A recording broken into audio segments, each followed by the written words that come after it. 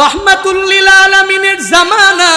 মক্কার মধ্যে এক আল্লাহর বান্দি যখন চুরি করা শুরু করলো, আল্লাহর বান্দি একটা দুইটা চুরি করার পরে এবার ওই গোত্রের সব মানুষরা ভীত হয়ে গেল। কারণ মহিলা চুরি করে, ভালো না খারাপ? সবাই বলেন। ওই মহিলার সম্প্রদায়ের গোত্রের লোকেরা ভীত সন্ত্রস্ত হয়ে গেল। তারা দৌড়াইয়া উসামা বিন যায়েদ রাদিয়াল্লাহু আনহুর কাছে আসলেন। আয়েশা বলে, রে উসামা, আমাদের সম্প্রদায়ের মধ্যে এক আল্লাহর বান্দি, সে চুরি করেছে। রহমাতুল লিল আলামিনের কাছে যাও আর নবীকে গিয়া সুন্দরভাবে জানায়া দাও। একটু পরে যেই মহিলার বিচার নবী করবে, আমার নবী যেন ওই মহিলার বিচারটা একটু হালকা করে, নবী যেন সুপারিশ করে, ওই মহিলার চুরির শাস্তি যেন নবী একটু কম করে দেয়। উসামা একটু চিন্তা ভাবনা না করে দৌড়াইয়া রহমাতুল লিল আলামিনের দরবারে যখন চলে যায়, নবীর দরবারে যায় বলে, পয়গম্বর,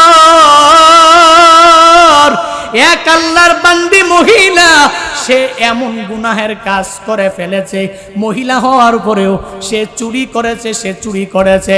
ও নবী, তার গোত্রের লোকেরা ভীত সন্ত্রস্ত হয়ে ভয়ে আপনার সামনে আসতে পারে না। আমার কাছে বলেছে যেন আমি আপনার কাছে একটু শাফাআত করি, যেন আমি আপনার কাছে একটু সুপারিশ করি।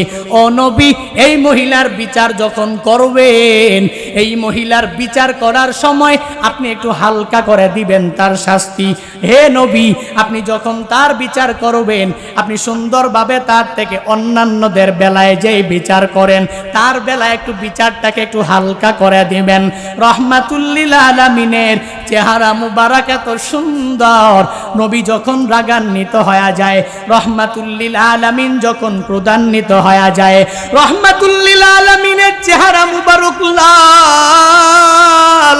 নবী আমার বলেন, রে উসামা, তুমি যে আমার কাছে আইসা আইসা আইসা আইসা বলতেছো, হে উসামা, তুই কি জানো না আল্লাহ আমাকে আদালত প্রতিষ্ঠা করার জন্য পাঠিয়েছে? ও উসামা, তুই জানো না আল্লাহ আমার ইনসাফ কায়েম করার জন্য পাঠিয়েছে? ও উসামা, তুই জানো না আমি নবীকে কেন আল্লাহ পাঠিয়েছে? তুই জানো না আমি নবী, এই পৃথিবীতে আদালত নাই, আমি নবী আদালত কায়েম করব। এই পৃথিবীতে ইনসাফ নাই রে উসামা, আমি নবী ইনসাফ কায়েম করব। ও উসামা, কোন সাহসে তুই আমার কাছে আসলি? এভাবে যখন রহমাতুল লিল আলামিন উসামাকে যখন বারংবার বলে, উসামা বুঝতে পারে যে আমার অনেক বড় ভুল কাজ হয়ে গেছে। উসামা রাদিয়াল্লাহু আনহু রহমাতুল লিল আলামিনের কাছে বলেন, ও পয়গম্বর, আমার মনে হয় অনেক বড় ভুল হয়ে গেছে। আমি এমন একটা বিষয়ে আপনার কাছে সুপারিশ করলাম, যেই বিষয়ে আপনি আমার প্রতি মনে হয় রাগান্বিত হয়ে গেছেন। আর আপনি রাগান্বিত হয়ে গেলে আমার মাওলাও আমার প্রতি রাগান্বিত হয়ে যাবে। না না না, আমি আপনাকে রাগান্বিত করে আল্লাহকে রাগ করাতে চাই না। না না না, আমি মাওলার রাগে রাগান্বিত হয়ে জান্নাতি হতে জাহান্নামী হতে চাই না, জান্নাত হারাতে চাই না। হে নবী, আমার ভুল আমি পূর্ণাঙ্গ বিশ্বাস করে নিলাম। আপনি আমার মাওলার কাছে আমার জন্য একটু ক্ষমা প্রার্থনা করেন। রহমাতুল লিল আলামিন আমার মাওলার কাছে উসামার ব্যাপারে ক্ষমা প্রার্থনা করলেন। সন্ধ্যা হয়ে গেল, নবীর সামনে সাহাবায়ে কেরামরা বসে আছে। নবী আমার বলেন, হে সাহাবায়ে কেরাম, শুনে নাও, তোমাদের সম্প্রদায়ের লোকেরা, তোমাদের আগে যে বড় বড় সম্প্রদায়েরা ছিল, তারা ধ্বংস হয়েছিল কেমনে জানো? তারা ধ্বংস হয়েছিল, তারা ইনসাফ কায়েম করতে পারে না, হয়েছিল কারণ তারা আদালত কায়েম করতে পারে নাই। তারা ধ্বংস হয়েছিল কারণ তারা ন্যায় বিচার করতে পারে নাই। তাদের মধ্যকার যারা ক্ষমতাওয়ালা, এদের বেলায় বিচার হতো একরকম, তাদের মধ্যকার গরিব যারা, এদের বিচার তারা করতো আরেক রকম। একই গুনাহ, একই পাপ, বিচার হতো দুইজনের বেলায় দুই রকম। হে আমার সাহাবায়ে কেরাম, এজন্য তোমরা এই কাজের মধ্যে লিপ্ত হয়ে যেও না। আমি নবী তোমাদেরকে সামনে রেখে বলে যাই, তোমরা যদি কোনোদিন দেখো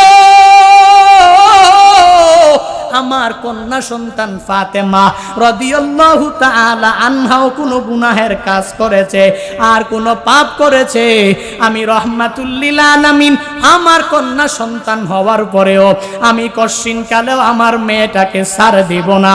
ওই মহিলা অন্য গোত্রের হওয়ার পরে আমি ছাড় দিব দূরের কথা, ফাতেমা রাদিয়াল্লাহু তাআলা আনহা যদিও আমার অনেক কাছের আর আমার কন্যা সন্তান, এই কন্যা সন্তানও যদি কোনো গুনাহ করে তাহলে আমি আমার এই কন্যা সন্তানকে ছাড় দিব না, ছাড় দিব না। এভাবে বললেন, আবার ওই মহিলার শাস্তি কার্যকর করে ফেললেন আর বললেন, হে উসামা সহ সাহাবায়ে কেরামরা তোমরা শুনে নাও, যেই মহিলা চুরি করেছে ওই মহিলার একটা হাত কেটে দাও। ওই মহিলার হাতও কেটে দেওয়া হলো। ওই মহিলা পরবর্তীতে পূর্ণাঙ্গ মুসলমান হয়ে গেলেন। ওই মহিলার বিয়েও হয়েছিল। ওই মহিলা আম্মাজান আয়েশা সিদ্দিকা রাদিয়াল্লাহু আনহা বলেন, ওই মহিলা আমার কাছে আসতো আর যেই বিপদেই পড়তো আমি তার সমস্যার সমাধান করার জন্য রাহমাতুল লিল আলামিনের কাছ থেকে সমাধান আনতাম। এরে বুয়াপুরের মানুষ কি বুঝাইতে চাইলাম? এরে বান্দা, এই ঘটনা দ্বারা এটাই বুঝাইতে চাইলাম যে তোমার অন্য কেউ অনুকরণীয় আদর্শ হবে না, রাহমাতুল লিল আলামিনকে তোমার অনুকরণীয় আদর্শ বানাও। ওই নবীরে যদি আদর্শ বানাইতে পারো তাহলে তো বান্দা ইহকালীন জিন্দেগি পরকালীন জিন্দেগি উভয় জগতে কামিয়াব হয়ে যেতে পারবা। এবার যদি কেউ বলেন হুজুর নবীকে তো বাদ দিলাম, নবী তো আল্লাহর পক্ষ থেকেই বেগুনা মাসুম, সাহাবায়ে কেরামরা কি পরিমাণ আদালত কায়েম করলেন জানায়া দেন, কি পরিমাণ ন্যায় বিচার করলেন জানায়া দেন, কি পরিমাণ ভালো শাসক সাহাবায়ে কেরামরা হলেন জানায়া দেন। এরে বান্দা, আমিও বলি রাহমাতুল লিল আলামিনের পরে এই পৃথিবীতে একজনই আদালত কায়েম করেছে, তার নাম হলো দ্বিতীয় খলিফা হযরতে ওমর রাদিয়াল্লাহু আনহু। সবাই চিনে, সবাই তার নামও জানে, সবাই তার জীবনী সম্পর্কেও অনেক আল্লাহর বান্দারা জানে। কে সেই উমর? রাহমাতুল লিল আলামিন বলেন, লাউ কানা নাবিয়্যুন বাদি লাকানা উমর, আমি নবীর পরে যদি কোনো নবী আসতো তাহলে অন্য কেউ হতো না, উমর ওই নবী হয়ে যেত। ওই উমর রাদিয়াল্লাহু তাআলা আনহু কত বড় আদেল, কত বড় ন্যায় বিচার করনেওয়ালা। ওই উমর রাদিয়াল্লাহু আনহুর ব্যাপারে তার খাদেম হযরতে আসলাম রাদিয়াল্লাহু তাআলা আনহু বলেন, হে নেতারা, হে মেম্বাররা, হে চেয়ারম্যানরা, হে ইমামরা, হে নেতারা শুনে নাও, কি পরিমাণ নেতা হলে তুমি আরশে মুআল্লার নিচে জায়গা পেয়ে যাবা। হাসরের ময়দানে কি পরিমাণ নেতা হলে আরশে মুআল্লার ছায়ার নিচে ছায়া পেয়ে যাবা। হযরতে ওমরের ব্যাপারে আসলাম রাদিয়াল্লাহু তাআলা আনহু জানায়া দেয়, হযরতে ওমর একদিন বাজারে যাওয়ার জন্য রওনা করে, যাওয়ার পরে এক আল্লাহর বান্দি মহিলা কান্না করতে করতে করতে ওমরের দরবারে আসে। আয়েশা বলে, ও খলিফাতুল মুসলিমিন, ও আমিরুল মুমিনিন, আমার স্বামী ধ্বংস হয়ে গেছে, আমার এই বাচ্চা কাচ্চা তাকায়া দেখেন তাদের গার্ডিয়ান কেউ নাই, আমার বাবাও হুদায়বিয়ার যেই সন্ধি হয়েছে ওই যুদ্ধের সময় তিনি ওখানে চলে গিয়েছেন, এই জন্য আমার স্বামীও নাই, আমার বাবাটাও দুনিয়াতে নাই, আমার যেই সন্তানগুলোরে তাকায়া দেখতেছেন, তাকায়া দেখেন এদের পেটের মধ্যে কোনো খানাও নাই। ওমর রাদিয়াল্লাহু আনহু এদের অবস্থা দেখে চোখ দিয়ে অটোমেটিক্যালি টপ টপ করে পানি পড়ে। নিজে যখন নিজের টাকা পয়সা দিয়া একটা বড় ধরনের উট ওই মহিলার জন্য কিনলেন, শুধু তাই না, ওই উট বুঝাই করে ওমর রাদিয়াল্লাহু তাআলা আনহু নিত্য প্রয়োজনীয় সব আসবাবপত্র বুঝাই করে ওই উটের মধ্যে রাখলেন আর বললেন, হে মহিলা, তুমি আমার কাছে যেই কথাগুলো বলেছ আমি ওমর সহ্য করতে পারি নাই, যাও যাও, এই উটটাও আমি তোমাকে দিয়া দিলাম, আর এই উটের উপরে যেই মাল, এই মালও তোমার প্রাপ্য, আমি তোমারে দিয়া দিলাম। শুধু তাই না রে ভুয়াপুরের মানুষ, ওমরের ব্যাপারে হযরতে আসলাম রাদিয়াল্লাহু তাআলা আনহু আরো জানায়া দেয় হযরতে ওমর গভীর রাত মদিনা মুনাওয়ারার মধ্যে বিভিন্ন বসতিগুলোর মধ্যে বসতি দেখভাল করার জন্য রওনা করে। এরে নবীর উম্মতের দল, শুনে নাও কেমন খলিফা, শুনে নাও কেমন নেতা হওয়া লাগবে, শুনে নাও কি পরিমাণ ন্যায় বিচার তোমার করা লাগবে। হে মাতবরেরা, এই ওয়াজ তোমাদের জন্য। হে মেম্বার সাহেব, এই ওয়াজ আপনাদের জন্য। হে চেয়ারম্যান সাহেব, এই ওয়াজ আপনাদের জন্য। হে খতিব সাহেব, এই ওয়াজ আপনাদের জন্য। হে মহল্লার ইমাম, এই ওয়াজ হলো পূর্ণাঙ্গভাবে আপনাদের জন্য। খলিফা এত বড় অর্ধ জাহানের বাদশা হওয়ার পরেও আসলাম রাদিয়াল্লাহু তাআলা আনহু বলেন, ওমর রাদিয়াল্লাহু আনহু এভাবে যখন গভীর রাতে বসতিগুলো দেখভাল করে, তাকায়া দেখে অনেক দূরেই একটা বসতি দেখা যায়। ওই বসতির মধ্যে মিট করে একটু বাতির মতো জ্বলতেছে। ওমর বলে, আসলাম আমার সাথে চলো চলো চলো, আমরা ওই বসতির মধ্যে চলে যাই। আসলাম রাদিয়াল্লাহু আনহুকে নিয়া ওমর রাদিয়াল্লাহু আনহু যখন চলে যায়, ওই বসতির মধ্যে যাওয়ার পর যায় ওখানে তাকায়া দেখে এক আল্লাহর বান্দি আর তার আশেপাশে অনেকগুলো সন্তানাদির চোখের ডগার মধ্যে পানি। আর ওমর রাদিয়াল্লাহু আনহু তাকায়া দেখে একটা পাতিলা, একটা চুলার মধ্যে ওই মহিলা বসায়া রেখেছে। ওই পাতিলার মধ্যে পানিগুলো গরম করতেছে। এরে ভুয়াপুরের মুসলমান, আজকে এত বড় লোক হওয়ার পরেও, ধনী হওয়ার পরেও, এত টাকাওয়ালা হওয়ার পরেও এখনো পর্যন্ত তুমি ইনসাফ কায়েম করতে পারলা না, এখনো পর্যন্ত তুমি আদেল হতে পারলা না। সাধারণ ক্ষমতা পাওয়ার পরে মানুষের উপরে জুলুম করতে দ্বিধা করলা না, সাধারণ ক্ষমতা পাওয়ার পরে মানুষের উপর নির্যাতনের স্টিম রুলার চালাইতেও দ্বিধা করলা না। হযরতে ওমর তাকায়া দেখে ওই মহিলার আশেপাশে সন্তানাদিগুলো চোখের পানি ছেড়ে ছেড়ে কান্না করে, আর মহিলা একটা পাতিলার মধ্যে পানিগুলো গরম করতেছে। এবার মহিলাকে ওমর রাদিয়াল্লাহু আনহু বলে, হে মহিলা, এত গভীর রাত তুমি কেন ঘুমাও না? হে মহিলা, এত গভীর রাতে তোমার সন্তানাদিগুলো কেন ঘুমায় না? ওই মহিলা চোখের পানি ছেড়ে দিয়া ডাক দিয়া বলে, খলিফাতুল মুসলিমিন, আমি কেন ঘুমাই না, আমার সন্তানাদিরা কেন ঘুমাই না জানেননি? আমার এই পাতিলের মধ্যে যে পানি দেখতেছেন, এই পানিগুলো আমি গরম করতেছি। কেন আমার ঘরের মধ্যে কোনো খানা নাই, যেই খানাগুলো আমি সন্তানাদিরে দিয়া দিব, আর এই সন্তানাদিরা এই খানা খাইয়া সুন্দরভাবে তারা ঘুমাতে যাবে। এজন্য পেটের ক্ষুধার যন্ত্রণা সহ্য করতে পারে না। ও পয়গম্বরের সাহাবী ওমর, এজন্য আমি এই পাতিলার মধ্যে পানি গরম করতেছি, যাতে করে আমার সন্তানেরা এটা দেখে তারা নিরিবিলি ঘুমায়া যেতে পারে, টেনশন ছাড়া চিন্তা মুক্ত ঘুমায়া যেতে পারে। হে মানুষেরা, পূর্ণাঙ্গভাবে মনোযোগ দিয়া ঘটনাটা শুনে নাও।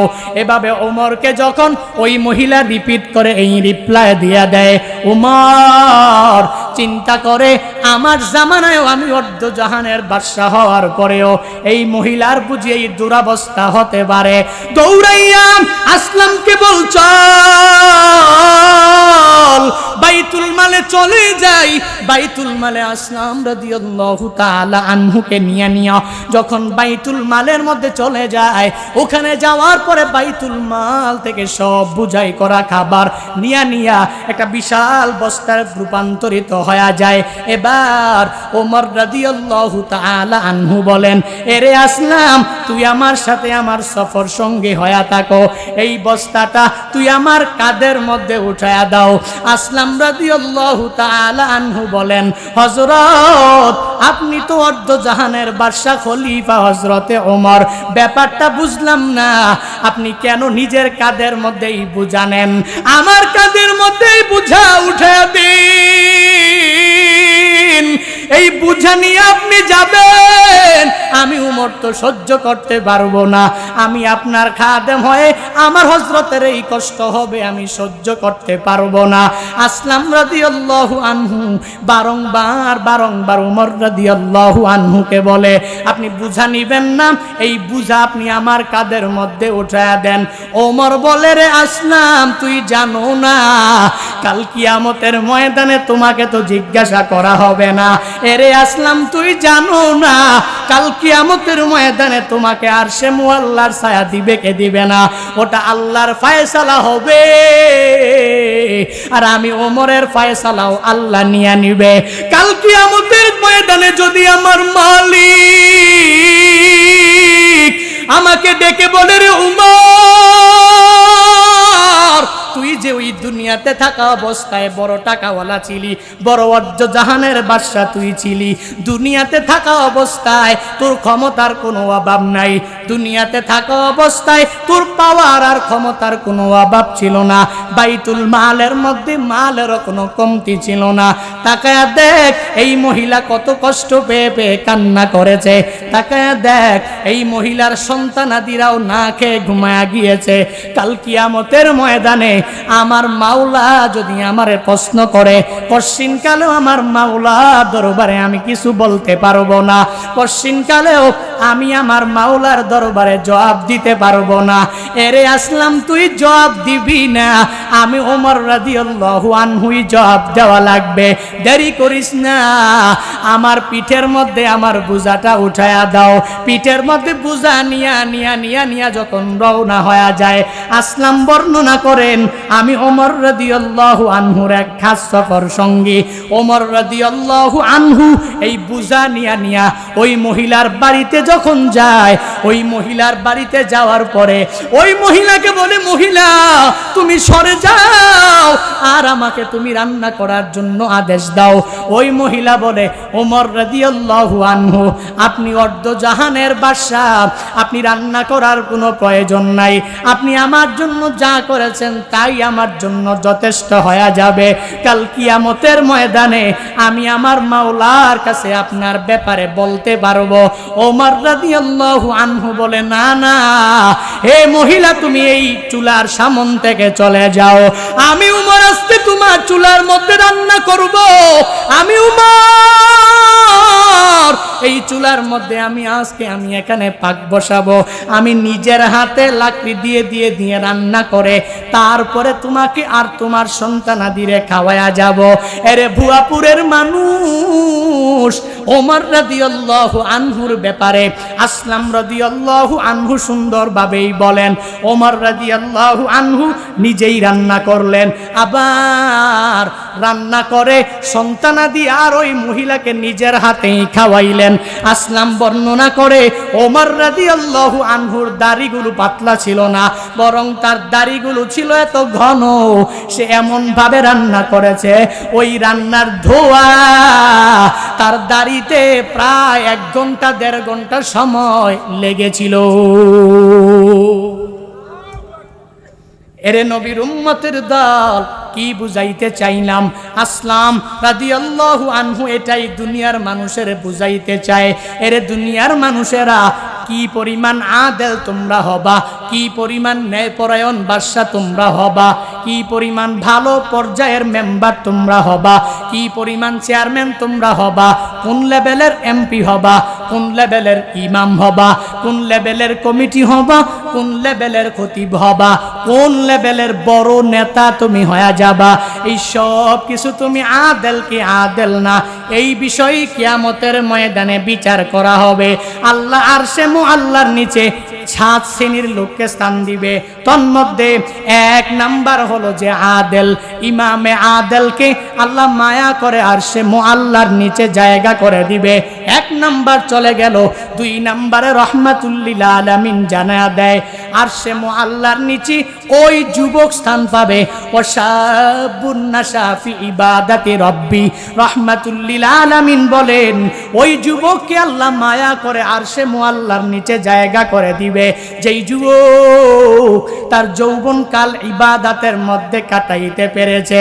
এর যুবক আল্লাহর বান্দারা, শরীরের মধ্যে লাল লাল রক্ত, টাটকা রক্ত, গরম রক্তের কারণে আজকে তুমি বলো আমি নামাজ পড়বো না, আজকে তুমি বলো আমি রোজা রাখবো না, আজকে তুমি বলো আজকে আমি তাহাজ্জুদ পড়বো না, আজকে ইশরাক পড়বো না, আউয়াবিন পড়বো না, আমি বিয়ে করব, আমার ঘরের মধ্যে সুন্দরী একটা রমণী আসবে, তারপর আমি অনেক ভালো হয়ে যাব, তারপর আমি নামাজি হয়ে যাব, তারপর আমি বড় রোজাদার হয়ে যাব, তারপর আমি অনেক বড় নেক আমলওয়ালা হয়ে যাব।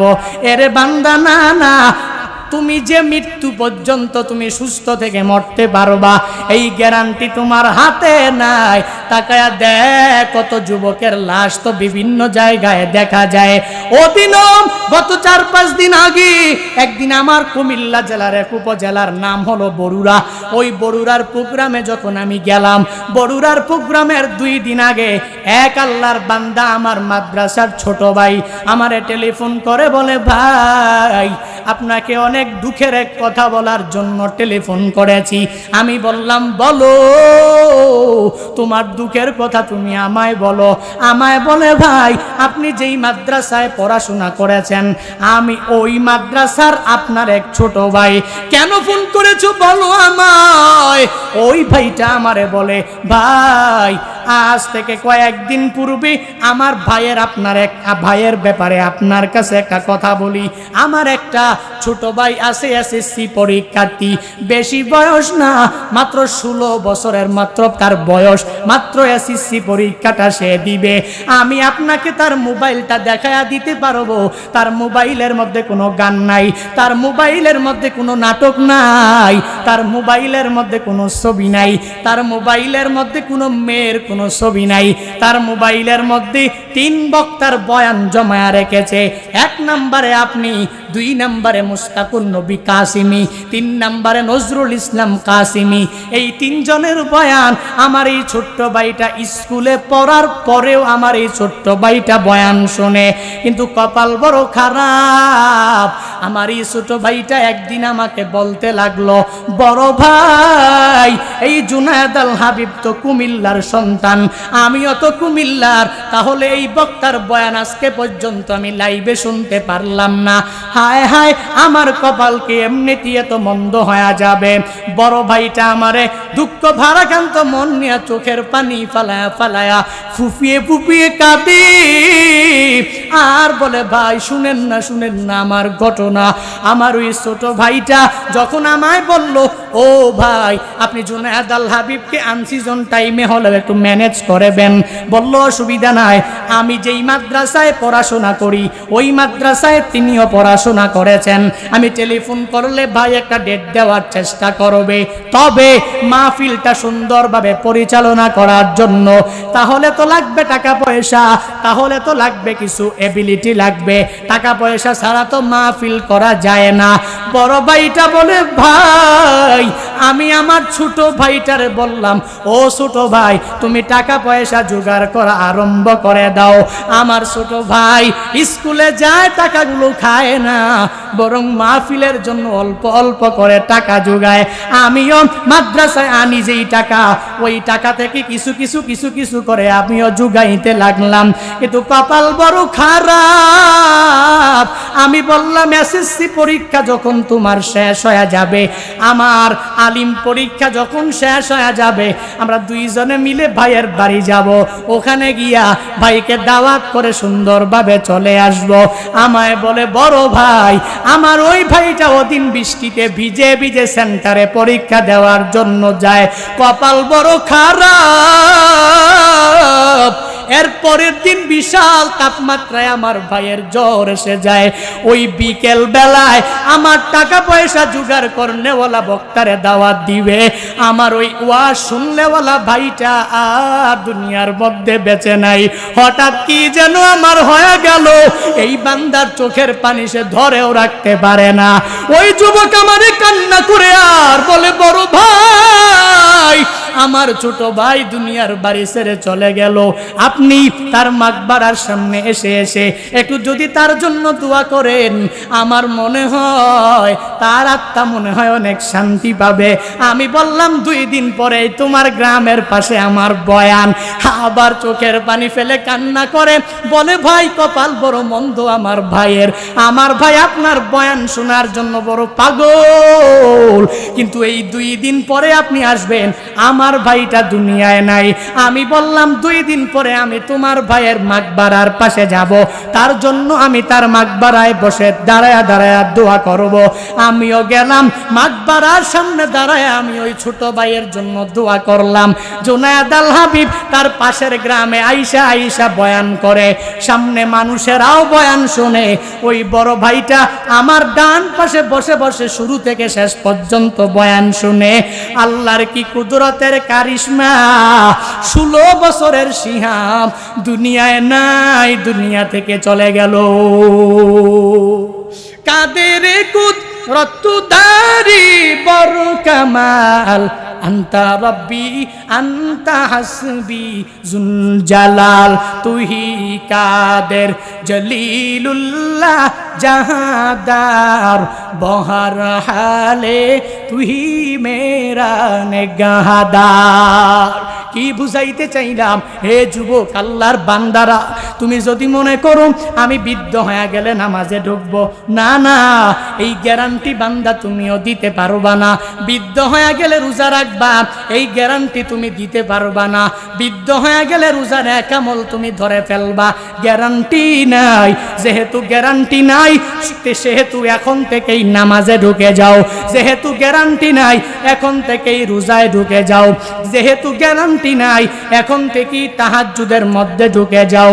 যেহেতু গ্যারান্টি নাই, এখন থেকে ইশরাকার আউয়াবিন পড়া শুরু করে দাও। এখন থেকেই মোবাইল থেকে গানটাকে ডিলিট করে দাও। এখন থেকেই মোবাইল থেকে নাটকটাকে ডিলিট করে দাও। এখন থেকে ইউটিউবে ডাউনলোড দিয়েছো সিনেমা, ওই সিনেমা ছবি তুমি ডিলিট করে দাও। ওখানে জান্নাতের বয়ান নামায়া মাঝে মাঝে শোনো, জাহান্নামের বয়ান নামায়া মাঝে মাঝে শোনো। যেই বক্তার বয়ান ভালো লাগে ওই বক্তার বয়ানগুলো বান্দা শুনে নাও। আর কেমন যুবক হবা জানো, রহমাতুল লিল আলামিন তো নবুয়তের আগেও এমন পাক্কা যুবক, রহমাতুল লিল আলামিনের ব্যাপারে তার জামাতা হযরতে আলী রাদিয়াল্লাহু আনহু জানায়া দেয়। রহমাতুল লিল আলামিনকে একদিন জিজ্ঞাসা করা হলো, ও পয়গম্বর, নবুয়তের পূর্বে কি আপনি কোনোদিন মূর্তি পূজা করেছেন? আমার নবী বলে, না না। 2 নম্বরে যখন নবীরে আবার প্রশ্ন করে, ও পয়গম্বর, দুনিয়াতে থাকা অবস্থায় নবুয়তের আগে কি আপনি কোনো সময় মদ্যপান করেছেন? রহমাতুল লিল আলামিন বলেন, না না, আমি আমার লাইফে কোনোদিন মূর্তি পূজা করি নাই, আমি আমার লাইফে কোনোদিন মদপানও করি নাই। অথচ নবুয়ত তো রহমাতুল লিল আলামিন ওই সময় পায় নাই। জিন্দেগিতে যেই নবী মূর্তি পূজা করলো না, যেই নবী মাদক সেবন করলো না, যেই নবী মদ পান করলো না, যেই নবী জুয়া খেললো না, যেই নবী খারাপ কাজে লিপ্ত হলো না, ওই নবীর সুপারিশ যদি পেতে চাও রে যুবক, কাল কিয়ামতের ময়দানে নবীর সুপারিশ নিয়ে যদি জান্নাতে যেতে চাও, তাহলে তো মাহফিল থেকে বলি, এখনো সময় আছে বিড়ি সিগারেটের অভ্যাস বাদ দিয়ে দাও, এখনো সময় আছে জুয়া খেলার অভ্যাস বাদ দিয়ে দাও, প্রতিমা লটারি ধরার অভ্যাস বাদ দিয়ে দাও, এখনো সময় আছে মদ পান করা বাদ দাও, এখনো সময় আছে হারাম কাজে লিপ্ত হওয়া থেকে বাদ দাও, হারাম রিলেশনশিপ থেকে বান্দা নিজেকে বাদ বাঁচায় রাখো। অন্যান্য খারাপ খারাপ মেয়ের সাথে তুমি মিশো না। মনে রাখবার যুবক, যেই মেয়ে তোমার সাথে একটা গাইরে মাহারাম পুরুষের সাথে কথা বলে, ওই মেয়ে ভালো না। যেই মেয়ে ফেসবুকের মধ্যে তার ছবি দেয়, আবার অর্ধুলঙ্গ ভাবে দেয়, তাহলে ওই মেয়ে কশিন কালেও ভালো হতে পারে না। যেই মেয়ে পর্দা করে না, ওই মেয়ে তোমার লাইফে থাকতেও পারবে না। এর যুবক আল্লাহর গুলাম, তাকে দেখ, যেই মহিলা পর্দা করে আর যেই মেয়ে পর্দা করে, ওই মহিলা কশিন কালেও হোয়াটসঅ্যাপ চালাতে পারবে না, ইমো ইউজ করতে পারে না, ও কশিন কালেও সোশ্যাল মিডিয়ায় আসতে পারে না। এর একমাত্র কারণ হলো ওই মহিলা ভালো, ওই মেয়ে ভালো। ওই মেয়ের সাথে তোর বাবা মার মাধ্যমে বিয়া ঠিক হয়ে যাবে, কিন্তু তুই কেন তোর জীবন যৌবন সব নষ্ট করে ফেলেছ? এক মেয়ের ধান্দায় পড়িয়া তোর লাইফটাকে তুমি ধ্বংস করে ফেলেছ। তোর চেহারা হবে এত সুন্দর, এই সুন্দর চেহারা দেখে সব মানুষ এমনিতেই পাগল হয়ে যাবে। যৌবনকালের চেহারা, নূরের কোনো অভাব থাকবে না, কিন্তু তাকায়া দেখ, চেহারার মধ্যে কোনো নূরও তোমার নাই। একটু বালিশের সঙ্গে মাথাটা লাগায় একটু চিন্তা করে নাও। চিন্তা যদি করে নাও, আমি যা করি আর না করি, চিন্তা করলে তো বুঝতে পারি। আমি তো গান শুনে প্রতিদিন রাতে ঘুমাইলাম, আমি নাটক দেখতে দেখতে মোবাইল হাতটা থেকে পড়ে গেল, তারপরে আমি ঘুমায়া গেলাম। আমি ছবি দেখতে দেখতে তারপরে আমার হাত থেকে মোবাইলটা পড়ে গেল, তারপর আমি ঘুমায়া গেলাম। একটিবারও চিন্তা করো নাই ওই ঘুমের ঘরেও তো কত যুবক মারা যায়। ঘুমের ঘরে যদি মরিয়া যাও, এই দুনিয়াতে বান্দা একদিন, 2 দিন, 3 দিন, 4 দিন সবাই তোমারে মনে রাখবি। স্বার্থের জন্য সবাই এতদিন তোমাকে ভালোবেসেছে, অথচ না না, কাল কিয়ামতের ময়দানে তোমারে কেউ মনে রাখবে না। আল্লাহ নিজেই বলেন, ওয়াত্তাকু ইয়াউমাল লা তাজিজি নাফসুন আন নাফসিন শাইআ। আল্লাহ বলেন, ওই দিনকে ভয় করো যেই দিন কেউ কারো কোনো কাজে আসবে না, যেই দিন তোমার বন্ধু বান্ধবেরাও তোমার কাছে ভিড়বে না। ওই দিন যদি আরশে মুআল্লার নিচে ছায়া পেতে চাও, তাহলে বান্দা 1 নম্বরে ইমামে আদেল হয়ে যাও। 2 নম্বরে হে যুবক বান্দারা, সর্বাবস্থায় নেক আমল করা আরম্ভ করে দাও। কেমন যুবক হবা?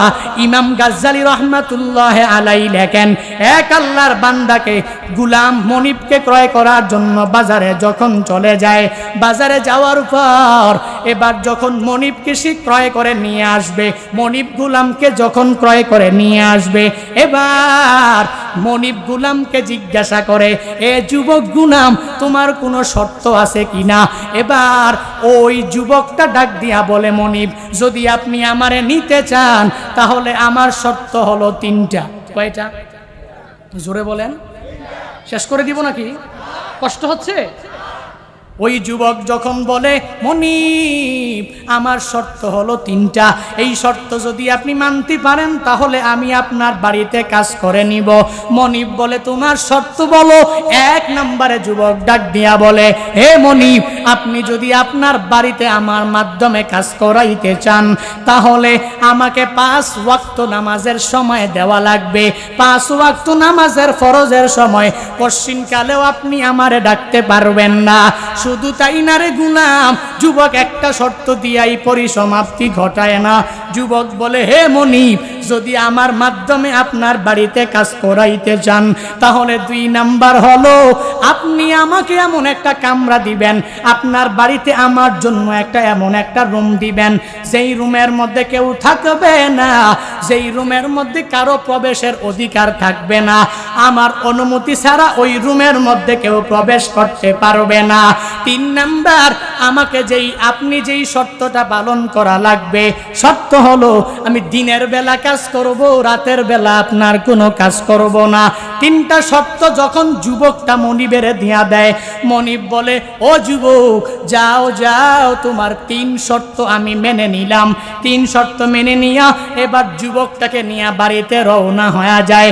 বাড়িতে যাওয়ার পর এবার যখন তাকে বিভিন্ন রুমগুলো দেখায়, 2 শর্ত চলে গেল, 3 নাম্বার শর্ত তোলে একটা কামরা লাগবে, যেই কামরার মধ্যে কেউ প্রবেশ করতেও পারবে না, যেই কামরার মধ্যে দুনিয়ার কেউ যাইতে পারবে না। এবার যুবককে বলে, যুবক কোন রুম তুমি নির্বাচন করবা, কোন রুম তুমি সিলেক্ট করবা, তুমি আমারে জানায়া দাও। আল্লাহর বান্দা যুবককে যত সুন্দর সুন্দর রুম দেখায়, সে বলে না না, এত সুন্দর সুন্দর রুমের প্রয়োজন নাই, এত সুন্দর কামরার কোনো প্রয়োজন নাই, এত সুন্দর গুরফার কোনো প্রয়োজন নাই, কক্ষের আমার কোনো প্রয়োজন নাই। একটা পরিত্যক্ত রুম যখন তাকে দেখানো হলো, যে এই রুমের মধ্যে কোনো ময়লার অভাব নাই, মাকড়সায় বাঁধা, ওই যুবক ওই রুমটাকে দেখে বলে, মনিব আমার, ও মনিব আর লাগবে না, এই রুমটাই আমার জন্য আমি পারফেক্ট করে নিলাম। ওই মনিব ডাক দিয়া বলে, যুবক তোমারে আমি এত সুন্দর সুন্দর রুম দেখাইলাম, কিন্তু কই ওই রুম তো তুমি তোমার জন্য নির্বাচন করলা, কেন নির্বাচন করলা?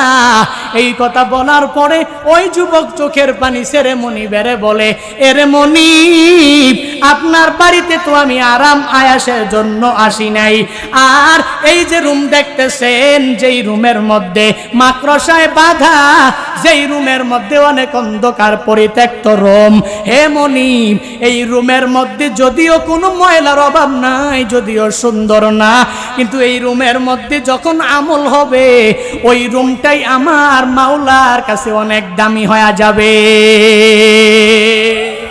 যেই রুম অনেক বড় শান শৌকত, যেই রুমের মধ্যে আমল নাই, ওই রুম কশিনকালেও আমার জন্য হতে পারে না।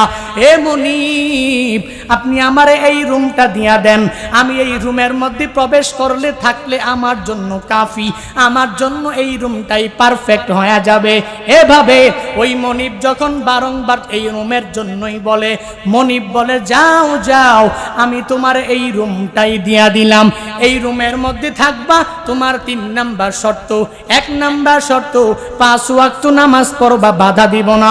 2 নাম্বার শর্ত হলো দিনের বেলা কাজ করবা, রাতের বেলা কাজ করবা না। তোমার 3টা শর্ত মেনে নিলাম, কাজ করা শুরু করে দাও। এভাবে ওই আল্লাহর বান্দা 1 দিন, 2 দিন, 1 সপ্তাহ, 1 মাস কাজ করার পরে এবার ওই মনিব একটু মনে মনে মনে মনে চিন্তা করে, নওজোয়ান যুবক, এই যুবকের যে আমি একটা সুন্দর একটা রুম দিয়া দিলাম, বেশি সুন্দর না হলেও আমার কাছে তো এই রুম অনেক দামি, কিন্তু এই রুমের মধ্যে যদি সে কোনো খারাপ কাজের মধ্যে লিপ্ত হয়ে যায়, তাহলে আমার সুনাম থাকবে না, এলাকায় সমাজে সব জায়গায় দুর্নাম আমার ছড়িয়ে যাবে। আল্লাহর বান্দা মনিব গভীর রাতে ওই রুমের মধ্যে যখন যাওয়ার জন্য রওনা করে, ওই রুমের দরওয়াজার ফাঁক দিয়া তাকায়া দেখে ওই যুবক আল্লাহর বান্দা সিজদার মধ্যে পড়ে আছে। সিজদার মধ্যে পড়ে পড়ে আমার মালিকের জুড়ে জুড়ে ডাক দেয় আর বলে, হে মালিক, তুমি আমারে গরিব বানিয়েছো, ও আল্লাহ তুমি আমারে ধনী বানাও নাই। ও আল্লাহ, যদি আমি ধনী হতাম তাহলে দিনের বেলাও আমি তোমার আমলের মধ্যে মগ্ন হয়ে যেতাম, শুধুমাত্র রাতের বেলা আমি পশ্চিমকালেও তোমার রাতের বেলায় আমি ইবাদত করতাম না, দিনের বেলাও করতাম, রাতের বেলাও করতাম। এভাবে যখন বারংবার বারংবার মাওলার কাছে বলে, ওদিকে ওই মনিব তাকায়া দেখে ওই আল্লাহর বান্দা সিজদায় পড়ে পড়ে যুবকটা গভীর রাতে কান্না করে আর মালিকের দরবারে শুধু নাজারি করে, ও আল্লাহ, তুমি যদি আমারে মুক্ত করে দাও, আমি দিনের বেলাও ইবাদত করব, রাতের বেলাও আমি ইবাদত করব। ওই মনিব ডাক দিয়া বলে, ইমাম গাজ্জালি রাহমাতুল্লাহ আলাইহি জানায়া দেয়, ওই আল্লাহর বান্দা মনিব বলে, আমি যখন দেখি ওই যুবক গভীর রাত সিজদায় পড়ে পড়ে মালিকের কাছে কান্না করে, আমি তাকায়া দেখি আসমান থেকে জমিন পর্যন্ত একটা নূরের ঝাড়বাতি ওই যুবকের মাথার উপরে ঝুলে আছে। এরে ভুয়াপুরের মানুষ, ওই মনিবের তো মাথা নষ্ট হয়ে গেল। হায় হায়, আমি তার মনিব আজও পর্যন্ত আমার মাওলার এত প্রিয় আমি হতে পারলাম না, কিন্তু তাকায়া দেখলাম এই খাদেম এত বড় আল্লাহর কাছে দামি হয়ে গেল। দৌড়াইয়া নিজের কামরার মধ্যে চলে যায়, যা বলে স্ত্রী আমার, ও স্ত্রী যা তাকায়া দেখো, যেই খাদেমটাকে আমাদের বাড়ির জন্য কাজ করার জন্য রাখলাম, ওই খাদেম সেজদার মধ্যে পরে পরে মালিকের দরবারে কি যেন বলে, আর তার উপরে আসমান থেকে জমিন পর্যন্ত একটি সুন্দর নূরের ঝাড়বাতি দেখা যায়।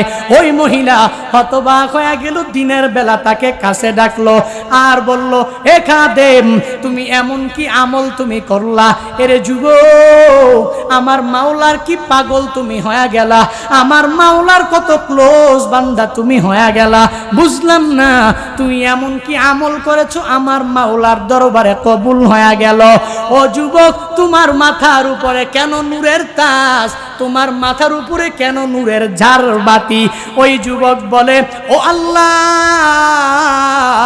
এতদিন পর্যন্ত আমার আর তোমার মাঝের সম্পর্ক দুনিয়ার কেউ জানতো না, ও আল্লাহ এতদিন পর্যন্ত তুমি ছাড়া আমার এই সম্পর্ক কেউ জানতো না, আমার মাথার উপরে ঝাড়বাতি জ্বলে আমি তো জানি, এজন্য তো তুমি আমার অনেক প্রিয় আল্লাহ, এজন্য তো আমি কাউকে প্রবেশের জন্য অধিকার দেই নাই। আজকে এই মনিব জেনে গেল, না না না না না না, আমি আর তোমার মাঝে এই সম্পর্ক দুনিয়ার কেউ জেনে যাবে এটা হতে পারে না, পারে না, পারে না। ও আল্লাহ আমি যেহেতু এই সম্পর্কের কথা মানুষ জেনে গেল গোপন রাখতে পারলাম না, এই দুনিয়াতে আমার থাকার কোনো প্রয়োজন নাই। আল্লাহর বান্দা এমন একটা চিৎকার দেয়, ইমাম গাজ্জালি রহমাতুল্লাহি আলাইহি জানায়া দেয়, এ দুনিয়ার মানুষেরা শুনে নাও, এই বান্দা যখন যুবক ইবাদত করনেওয়ালা মাওলার সাথে এত তার প্রিয় সম্পর্ক, যখন তার মনিব জেনে গেল, আমার মাওলা দরবারে যখন কান্না করে আর বলে, হে মালিক এতদিন পর্যন্ত কেউ জানতো না, আজকে জেনে গেল, এই দুনিয়াতে আমি থাকতে পারি না, পারি না, পারি না, তুমি আমার এখনই উঠায় নিয়ে যাও। এই কথা বলতে দেরি হয়, এই বান্দাকে আমার মাওলা উঠায়া নিতে দেরি করে না। ইয়া ইলাহি তো মেরা মাবুদ হায়, ইয়া ইলাহি तो मेरा माशूक है, या इलाही मुझसे मुझको दूर कर, ताके देखो मुझ में तुझको एक नजर, या इलाही मिकुनत शम्सु कमर, या इलाही मिकुनत शजरु हजार, या इलाही मिकुनत अर्दु व समा, या इलाही मिकुनत जौ हवा, कुफ्र शर को मेरे दिल से दूर कर, मेरे दिल में इश्क हक गुलजार कर, हसद बुग़्ज़ जो मेरे दिल से दूर कर, मेरे दिल में इश्क हक मामूर कर।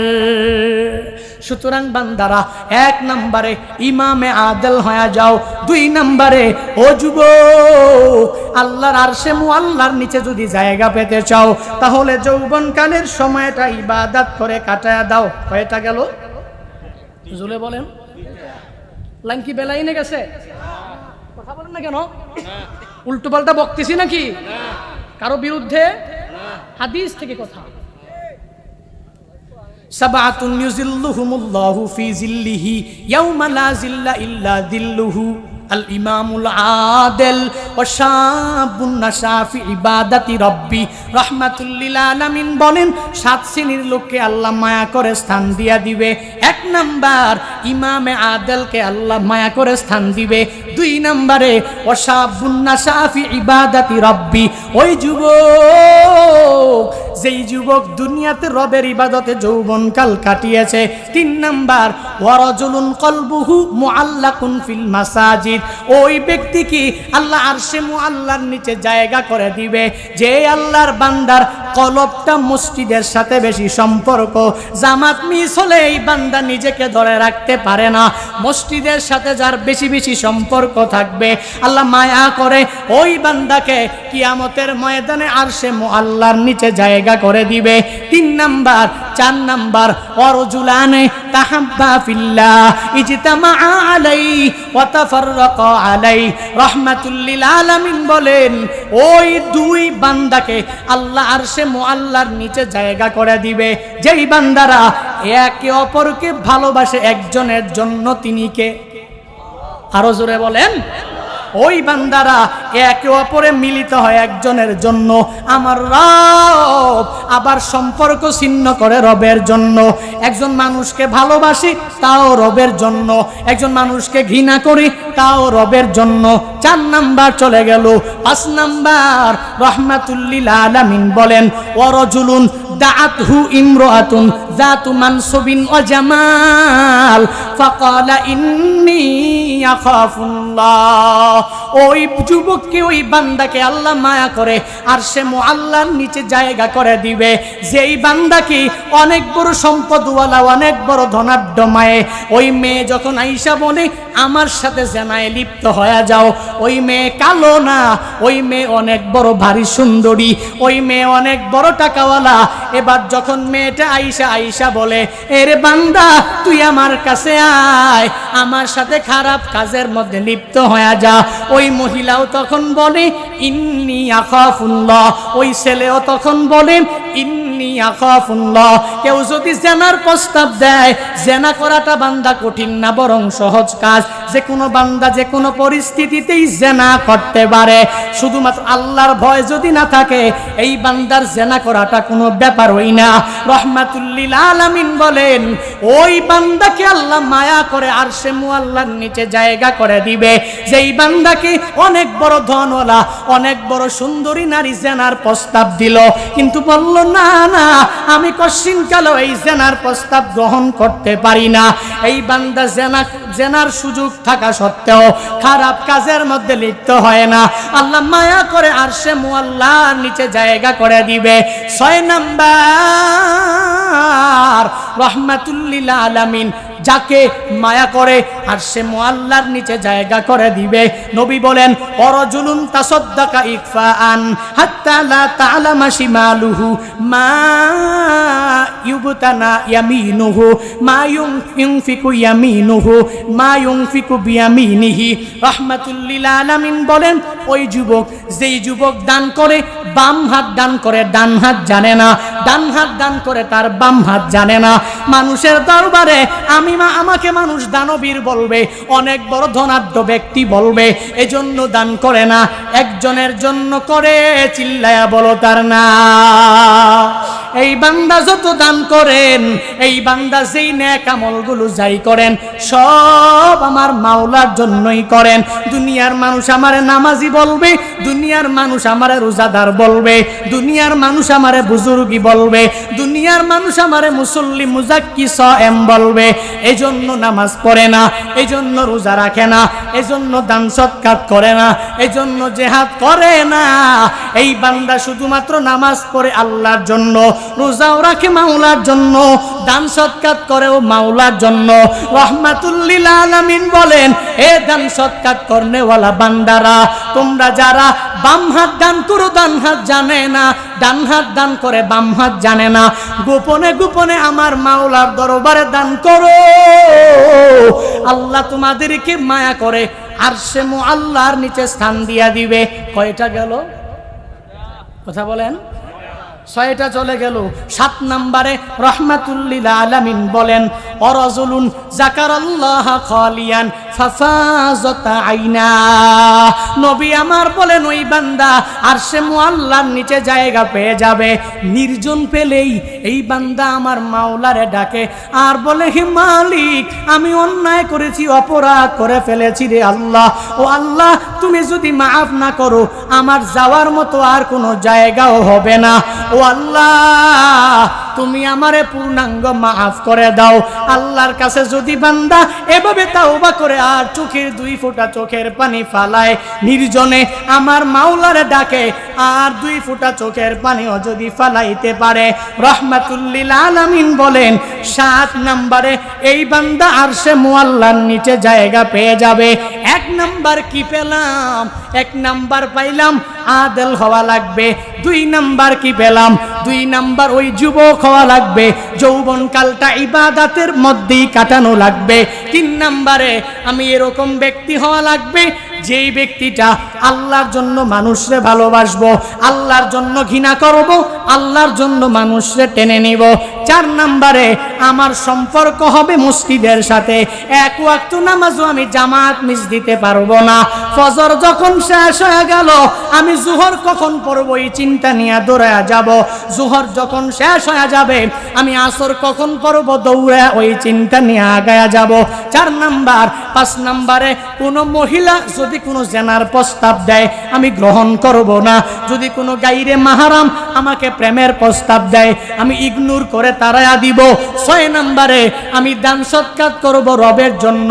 ডান হাত দান করলে কশিন কালেও বাম হাত জানবে না। 7 নাম্বারে আমি ওই রকম ব্যক্তি হব নির্জনে আমার মাওলারে ডাকবো আর 2 ফোঁটা চোখের পানি ফালাবো। এরে টাঙ্গাইল ভুয়াপুরের মানুষ, এই ময়দান থেকে যদি তালিম নিয়ে বাড়িতে যেতে চাও, এই 6টি আমল করার যদি বান্দা খাঁটি নিয়ত হয়ে থাকে, আর যদি মনে করো কোনো চিন্তা ছাড়াই আরশে মুআল্লার নিচে জায়গা পেয়ে যাবা, এই 6টি আমল করার খাঁটি নিয়ত যদি বান্দা হয়, 2টো হাত আমার মালিকের দেখায়া দাও। ওরে দয়ার মালিক, এই ভুয়াপুরের চর অঞ্চলের দিকে আপনি তাকায়া দেখেন রে আল্লাহ। ওরে দয়ার রব, আপনার এই বান্দারা ইমামে আদেল হতে চায়। 7 শ্রেণীর লোককে আপনি মায়া করে আরশে মুআল্লার নিচে জায়গা করে দিবেন। 1 নম্বরে আমরা ইমামে আদেল হয়ে যাব। 2 নম্বরে আমরা পূর্ণাঙ্গভাবে ইবাদতকারী যুবক হয়ে যাব। 3 নম্বরে আমরা সর্বাবস্থায় মসজিদের সাথে সম্পর্ক লাগানোর চেষ্টা করব। 4 নম্বরে আমরা মানুষকে আল্লাহর জন্য ভালোবাসবো, ঘৃণাও করব। 5 নাম্বার, আমরা যদি কোনো খারাপ মহিলা আমাদেরকে অফার দেয় গ্রহণ করব না। 6 নম্বরে আপনার জন্য দান সৎকার করব। 7 নম্বরে যখনই কান্না করব চোখের পানি ফালাবো, নির্জনে আমার মাওলার জিকির বেশি বেশি করব। বরকতের মাসে যদি খাঁটি তওবা করার বান্দা নিয়ত হয়, এই 2 হাত তো মালিকের দেখাইলা, আর মালিকের দরবারে আমি জুনায়েদ আল হাবিব মুসাফির হিসাবে বলে যাই, ওরে দয়ার মালিক, এই বান্দাদেরকে আপনি কবুল করে নেন, মঞ্জুর করে নেন। আয় আল্লাহ, 7 শ্রেণীর লোকদের মধ্যে আমাদেরকে অন্তর্ভুক্ত করে দেন। কাল কিয়ামতের ময়দানে আরশে মুআল্লার ছায়া নিয়া জান্নাতে যাওয়া তৌফিক দান করেন। আমিন।